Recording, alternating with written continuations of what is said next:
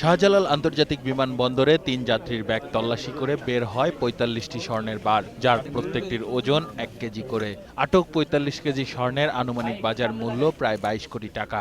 সংবাদ সম্মেলনে কাস্টমস হাউজের যুগ্ম commissioner S M Sohel Rahman বলেন, স্বর্ণ বহনকারী ৩ জনই মালয়েশিয়ার নাগরিক, যারা শনিবার সেদেশের একটি ফ্লাইটে করে ঢাকায় আসেন। দুইজনের কাছে পাওয়া যায় ১২ ২৪টা, আর একজনের কাছে পাওয়া যায় ২১টা, মোট ৪৫টা। আর এদের নাম হচ্ছে, এরা সবাই মালয়েশিয়ান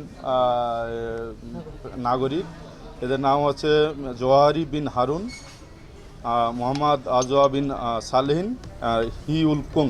এই বছরে সবচেয়ে বড় স্বর্ণের কেস এটা। প্রাথমিক জিজ্ঞাসাবাদ শেষে কাস্টমস কর্মকর্তা জানান, আটকরা আন্তর্জাতিক স্বর্ণ চোরাচালানের সঙ্গে জড়িত, যাদের সঙ্গে বাংলাদেশের একজনের যোগসাজশ রয়েছে বলেও দাবি কাস্টমসের।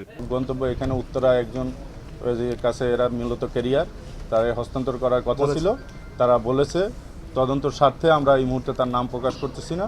আর এরা ইতিপূর্বে একাধিকবার বাংলাদেশে এসেছে। মূলত যারা এটা মেইন হোতা, তারা কখনোই নিজেরা ক্যারি করে না। আটক ৩ জনকে অধিকতর জিজ্ঞাসাবাদ শেষে তাদের বিরুদ্ধে আইনানুগ ব্যবস্থা নেওয়া হবে বলেও জানান এই কাস্টমস কর্মকর্তা। বিমানবন্দর থানায় সোপর্দ করা হবে।